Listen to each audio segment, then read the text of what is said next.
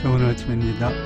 오늘 주시는 하나님의 말씀은 베드로전서 4장 12절에서 17절 말씀입니다. 사랑하는 자들아, 너희를 시련하려고 오는 불시험을 이상한 일 당하는 것 같이 이상히 여기지 말고 오직 너희가 그리스도의 고난에 참여하는 것으로 즐거워하라. 이는 그의 영광을 나타내실 때에 너희로 즐거워하고 기뻐하게 하려 함이라. 너희가 그리스도의 이름으로 욕을 받으면 복이 있는 자보다 영광의 영 곧 하나님의 영이 너희 위에 계심이라. 너희 중에 누구든지 살인이나 도적질이나 악행이나 남의 일을 간섭하는 자로 고난을 받지 말려니와 만일 그리스도인으로 고난을 받은즉 부끄러워 말고 도리어 그 이름으로 하나님께 영광을 돌리라. 하나님 집에서 심판을 시작할 때가 되었나니 만일 우리에게 먼저 하면 하나님의 복음을 순종치 않은 자들의 그 마지막이 어떠하며 또 의인이 겨우 구원을 받으면 경건치 아니한 자와 죄인이 어디서리요.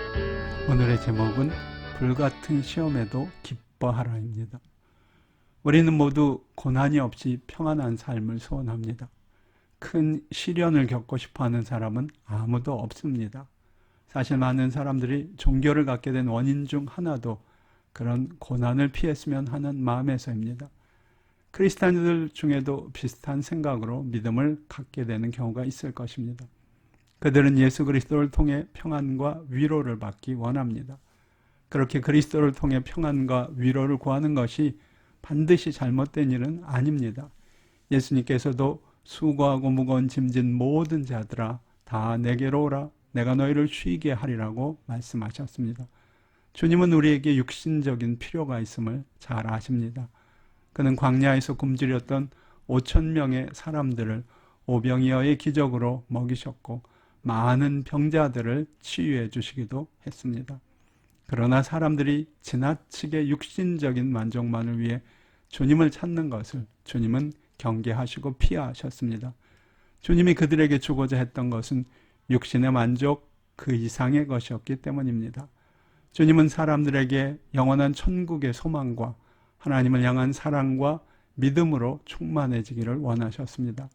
그런 신령한 축복은 육신적인 만족과 비교할 수 없을 정도로 절실하고 귀한 것이었기 때문입니다.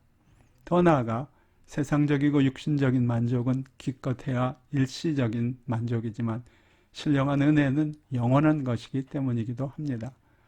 그럼에도 불구하고 믿음의 사람들조차 이런 일시적인 만족을 추구하는 경향이 있습니다. 그런 까닭에 예수님께서는 오병이어의 기적 후 자신을 왕으로 삼으려는 무리들을 꾸짖고 그들을 피하셨습니다.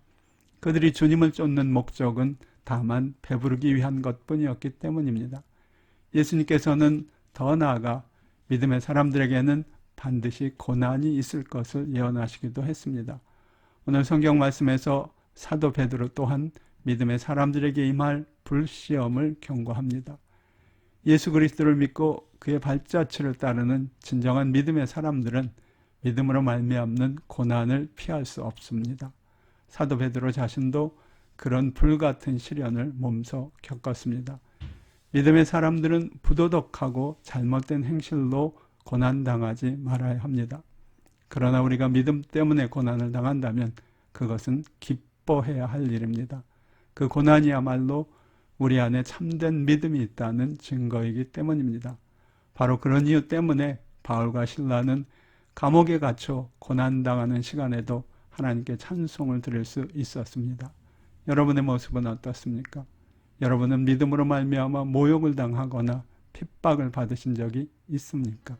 그럴 것입니다. 여러분은 그 시련의 시간에 놀라고 두려워하셨습니까?